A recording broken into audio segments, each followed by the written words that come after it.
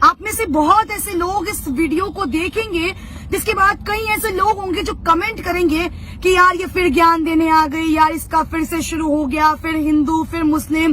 سوال یہ ہے کہ اگر آپ ہندو ہیں تو یہ آپ کی اچھائی نہیں ہے، اگر سامنے والا مسلم ہے تو اس میں کوئی کمی نہیں ہے۔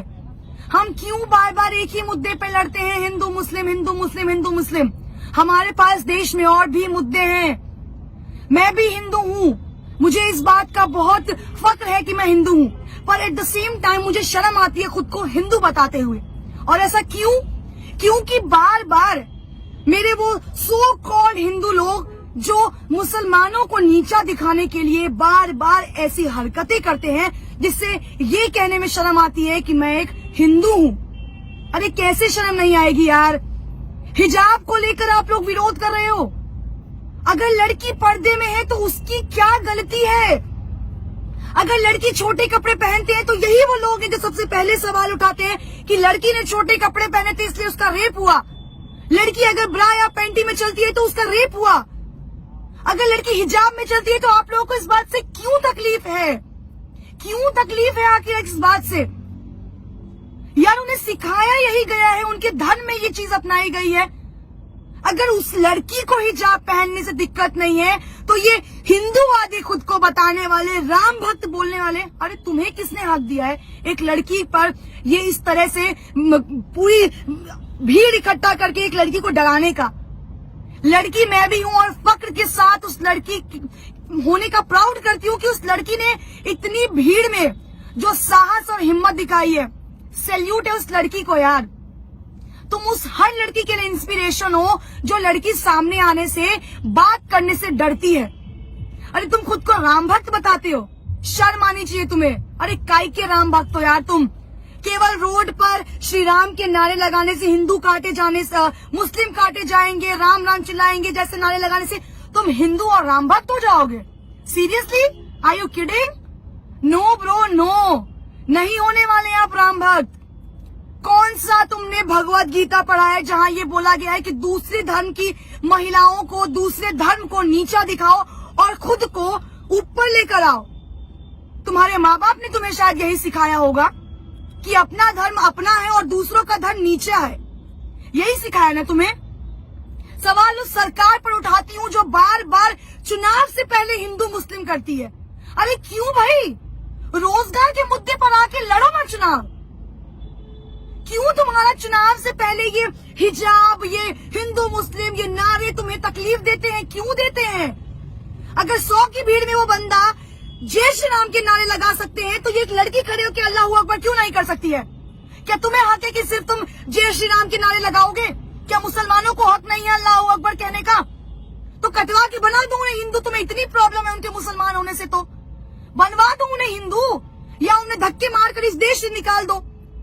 کیوں گاتے ہو سیکولرزم کا نعرہ؟ کیوں لگاتے ہو سیکولرزم کا نعرہ جب تمہارے دیش میں ہی ایک دھرم کو نیچا دکھایا جاتا ہو بار بار؟ کہاں ہے وہ بھاجپا کے نیتا؟ ہمارے بھاجپا کے جو نیتا ہیں کرناٹک کے سی ایم، کیوں چپی سادے بیٹھے ہیں؟ اب مہیلاؤں کی سرکشا نہیں یاد آئی؟ اب مہیلائیں نہیں یاد آئی؟ اب آپ کی سرکار سب کا ساتھ سب کا وکاس پر بات نہیں کرے گی؟ کس بات کا ڈر ستا رہا ہے آپ کو؟ جواب دیجئے نا۔ کہاں ہے اسمرتی ایرانی؟ کہاں ہے میناکشی لیکھی؟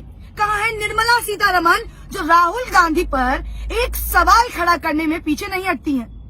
اپنی عزت اپنی اور دوسروں کی عزت نہیں ہے کیا؟ ارے بات کیجئے نا ہندو مسلم پر۔ کیوں نہیں آ کے سامنے سے ہندو مسلم کرتے ہیں؟ کیوں ہر بار چناو سے پہلے ان گنڈوں کو چھوڑ دیتے ہیں جو آپ کا کام کرتے ہیں؟ اتنا ہی شوق ہے نا لڑنے کا تو سامنے آ کر لڑیے نا، کیوں پیٹھ پیچھے وار کرتے ہیں؟ کس بات کا خوف ہے؟ بھاجپا کے اندھ بھکت تو ویسے ہی سینہ تانے کھڑے رہتے ہیں۔ مہیلائیں سرکشت ہیں۔ میں چناوی دورہ کر رہی ہوں، آپ لوگ مانیں گے نہیں، اتنے اندھ بھکتوں سے ٹکرائی ہوں جو کہتے ہیں آپ یہاں کھڑی ہیں نا تو آپ یہاں سرکشت ہیں۔ یہ ہے سرکشت، یہ ہے سرکشا، یہ ہے تمہارا سرکشت راجیہ، تمہارا شہر، تمہارا دیش، جہاں حجاب پہ تم سوال اٹھا رہے ہو، حجاب پہننے پہ سوال اٹھا رہے ہو، لڑکی کے شارٹس پہننے پر بھی تم ہی سوال اٹھاتے ہو، لڑکی کے حجاب پہننے پہ بھی تم ہی سوال اٹھاتے ہو۔ تمہیں کون حق دے رہا ہے یار؟ حق تمہیں کس نے دیا ہے؟ سمویدھان میں تو یہ حق لکھا نہیں ہے कि किसी रिलीजन को छोटा दिखाओ, किसी लड़की को नीचा दिखाओ, किसी धर्म को नीचा दिखाओ।